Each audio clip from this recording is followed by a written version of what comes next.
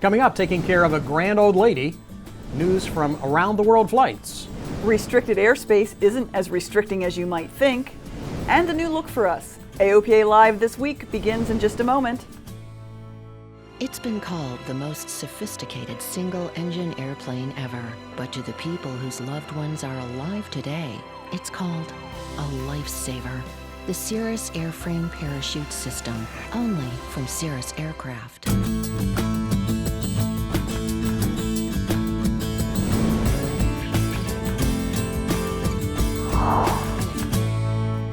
An old friend gets a facelift. Hello everyone, and welcome to AOPA Live this week. I'm Melissa Rudinger. And I'm Tom Haynes. Thanks for sharing some of your time with us.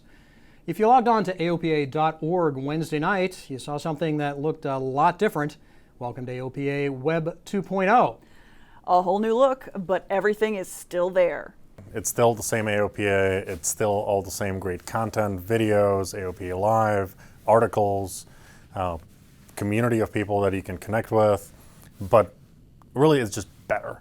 AOPA.org is the largest and most visited website in the world when it comes to aviation, bar none, by far. And what we wanted to do with this change and with this improvement is make the site more lively, make it better, and frankly make it more helpful to people, from anybody considering flying, to student pilots, to pilots that have been flying with AOPA for decades. Really a place for every one of these groups to be able to come in, get what they need, read the content, and frankly feature aviation in its best light possible. Hard to believe, but AOPA has been on the web since the mid-1990s. The look has changed through the years, but the content and the services you want have always been there. The new website features a lot more images and video to celebrate flying. The tools you use to fly are right up front and easy to find. And we're pretty excited about the new Go Fly section. We've started working on that 3-4 months ago, and we have so many more plans and so many great things that are going to be going into that section, all in pursuit of giving everyone, from those that are interested in flying to the ones that have been flying for 20 years and have a Mooney and are ready to go, the tools, the ideas, and the inspiration to just fly more, start flying, and fly again. You know what's remarkable is I remember before the World Wide Web, when AOPA was putting content out through CompuServe and then later through something called Jeppesen Online, so it goes way back. But now to a different kind of sharing. Did you know that special use airspace really is shared airspace? That's right, Tom. Some pilots think that restricted areas and military operations areas are pretty much for the exclusive use of the military. But Warren Morningstar is here to tell us that restricted isn't as restricting as you might think. Hey, Melissa and Tom. Well, let's say you want to go to Beaufort, North Carolina, right here on the Outer Banks.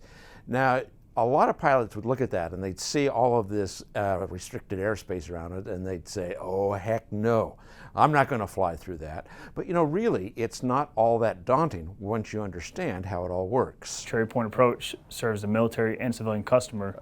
Gunnery Sergeant Louis Cruz is the training chief for air traffic control at Marine Corps Air Station Cherry Point on North Carolina's Outer Banks. Cherry Point handles both civilian and military aircraft in what looks like a wall of special use airspace. But it's really not all that impenetrable. So let's start with Alert Area A530. An alert area is exactly how it sounds. It's an area for pilots to remain alert and vigilant of their surrounding airspace. Now you can fly through there without restriction as long as you stay clear of the Cherry Point class Delta. We have multiple high-speed aircraft departing out of Cherry Point going to either location, whether going north or south into either of those airspaces.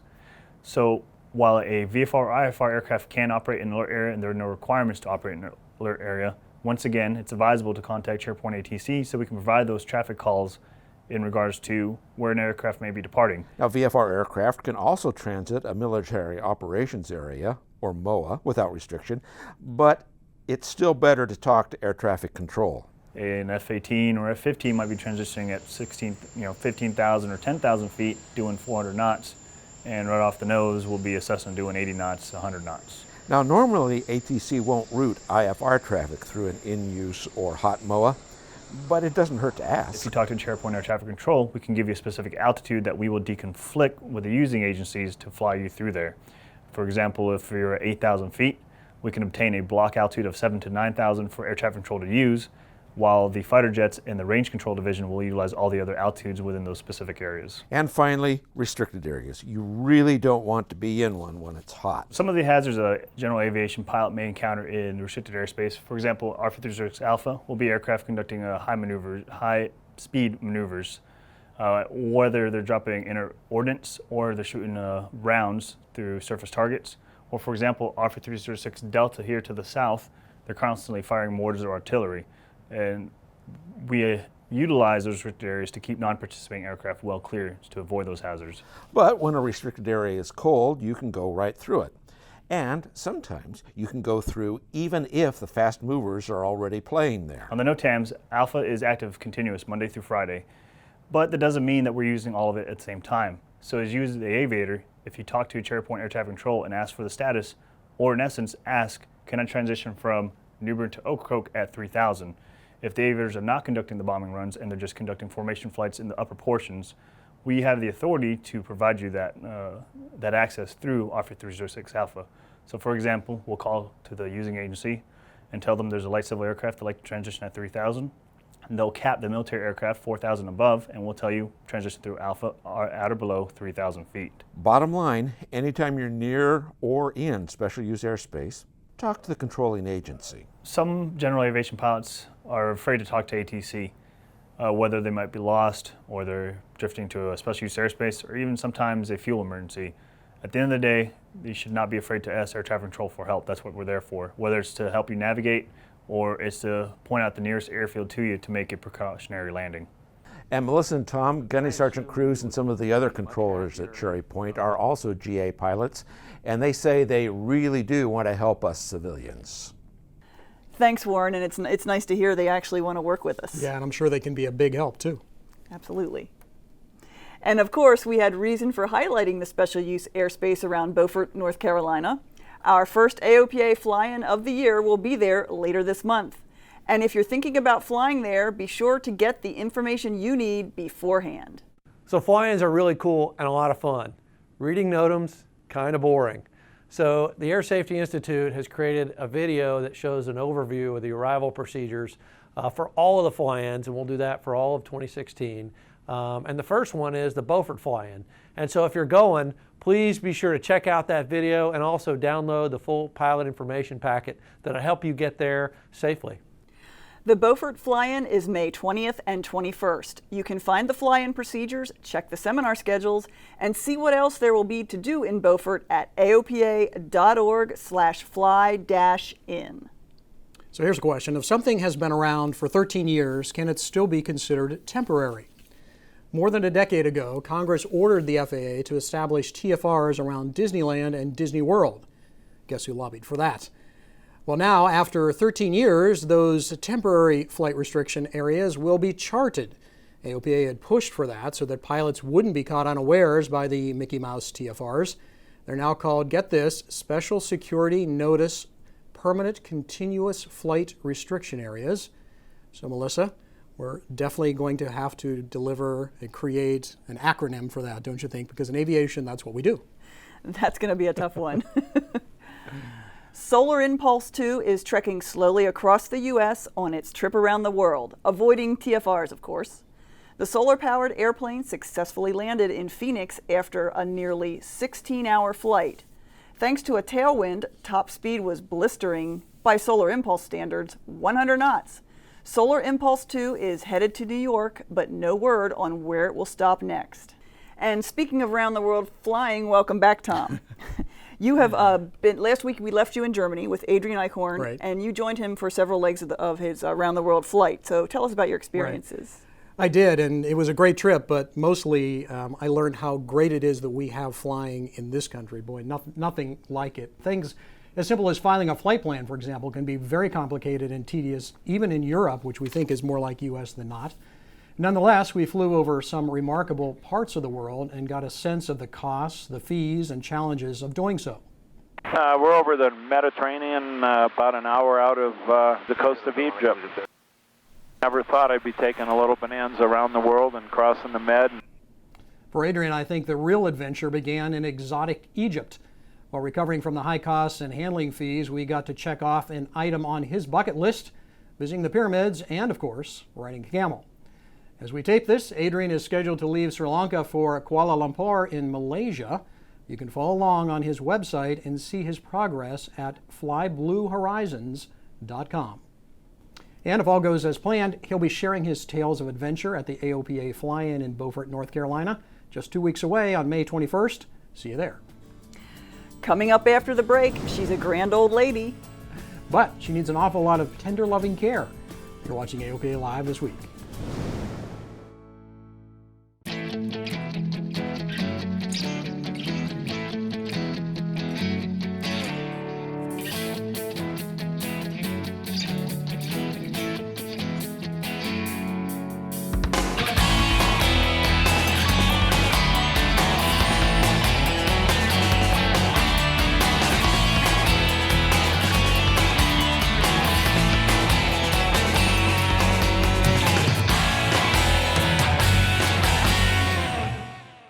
Welcome back. You're watching AOPA Live this week. Some changes to report on the field at Santa Monica Airport. Flight school Justice Aviation is closing. The city is paying them nearly $500,000 to go away. The city is denying multi-year leases to other businesses on the field in an attempt to force them out. AOPA and other organizations are fighting to force the city to honor its obligation to keep the airport open through at least August 2023. AOPA and 8 other industry groups are urging the FAA to work swiftly to implement Part 23 reforms on aircraft certification. The group said that the agency should issue a rule by the end of 2016. That's only a year later than the deadline that Congress gave the agency. AOPA has called the delay inexcusable. The Part 23 reforms will make it easier to install aftermarket safety products and speed the certification of new equipment and aircraft. Turning now to a truly classic aircraft, Fifi currently is the only flying Boeing B-29 Superfortress. You may have seen her at air shows, wowing the crowds, or recently on AMC's Better Call Saul. But AOPA Live's Paul Harrop shows us for each moment in the spotlight, there are many more tedious times taking care of Fifi. The grand dame of all warbirds. The mother of all airshow acts. The biggest, baddest show of air power is a bit high maintenance. No fussy complaints or outlandish demands, though. This old performer just has a lot of needs. It's the normal wear and tear of the aircraft, tire changes, things of that nature, brake pucks have to be changed out. Every so often we have to do a cylinder change or a component change, but it's just normal day in and day out of maintenance, really. But on an airframe that's approaching 80 years old, that takes a team of 3, led by Senior Crew Chief Rick Garvis. They work out of a hangar at Meacham Airport in Fort Worth. We have an extensive pre-flight, post-flight, and weekly inspection that we do continuously on this airplane. If we're not flying it, then we're maintaining it. They estimate that for every hour of flight, there are 300 man-hours of labor that go into keeping this airplane in top condition.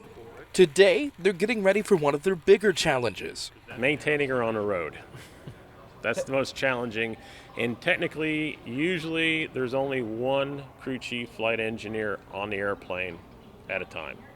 So it's a lot of bird for one guy to take care of. But an ounce of prevention on this massive bird is a ton of work. Every time we go on tour or come off tour, we'll audit the aircraft, basically pull everything out, look everything over, see if there's something that needs to be replaced, changed, or added, and then we'll restock it. That way we know exactly what's on the aircraft at all times. Well, you've got to make sure that have everything that you need or you think you might need. That's kind of the key, is think you might need. Make sure everything that you take with you is actually serviceable and fits on this airplane. And everything that goes has to go into Fifi. The big bomber turns into part cargo carrier with one or more of just about everything. The aft bomb bay has become actually the maintenance bomb bay. We actually have a platform in the back where we actually store all our parts and pieces and actually from time to time work on stuff in there. Don Thurston is an assistant crew chief. He's sorting through all the parts and pieces needed for the next tour. This really is a dream job for him. First off, I love turning wrenches on old machinery. That there's no electronics, there's no computers. So, and then the veterans, when you're out on tour and you see the guy come up to the airplane and, he's like, yeah, that used to be my seat. And he's pointing to a gunner's window or the flight engineer seat. And you get to talk to them and find out, how they treated the airplane, what they went through. It's very humbling when you get to talk to them and you see them having their special moment in the airplane. All made possible through many hours of work by these dedicated A&Ps and dozens of commemorative Air Force volunteers. In Fort Worth, Texas, Paul Harrop, AOPA Live. Thanks, Paul. Fascinating old airplane. Fifi and her crew are getting ready to head out on this summer leg of the Air Power History Tour. If you'd like to catch a ride on the old girl, head to airpowersquadron.org to find out how. And that'll do it for us this week. Thanks for watching. And we'd love to hear from you. You can email us at aopalive@aopa.org. We hope to see you here next week for another edition of AOPA Live This Week.